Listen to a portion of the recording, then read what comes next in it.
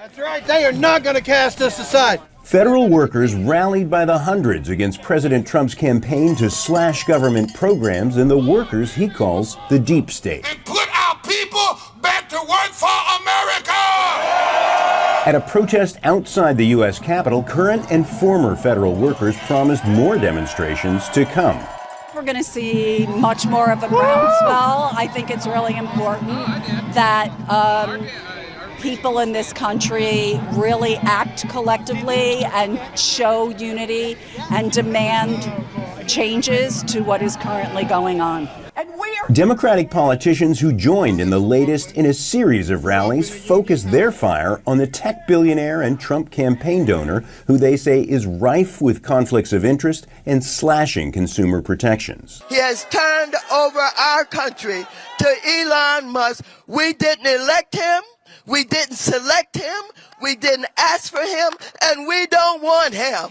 Right on cue with the Trump administration, we've got a constitutional crisis after constitutional crisis, lurching from one abuse of power lawsuit to the next, firing the Department of Justice personnel, FBI personnel, ethics watchdogs, and having career Department of Justice prosecutors pushing back, shoving back the revolution. It may not be televised. Thank you, Mr. Chairman. Of the 8 hearings on this topic, I do give you credit. This is only the 3rd one with these same witnesses. This one, though, introduces a new wrinkle: censorship by foreign countries, of course, which Congress has no jurisdiction over. So I do give you some credit, because at least the first 2 with them had something to do with our jurisdiction. Gentlemen, yield? Not yet. Okay. Now, let's look at what has happened over the past 3 weeks. Donald Trump pardoned more than 1,500 criminals from January 6th, including hundreds who were convicted of assaulting police officers. So much for backing the blue. He tried to freeze all federal funding: SNAP benefits, Medicare, Medicaid, Social Security, tax refund checks, you name it. He illegally fired senior officials and inspectors general, and even the director of the Office of Government Ethics, because they might, God forbid, provide accountability to the convicted felon in the White House. And the president has given an unelected billionaire total access to the inner workings of every executive branch agency. And he is freely terminating government contracts and government officials.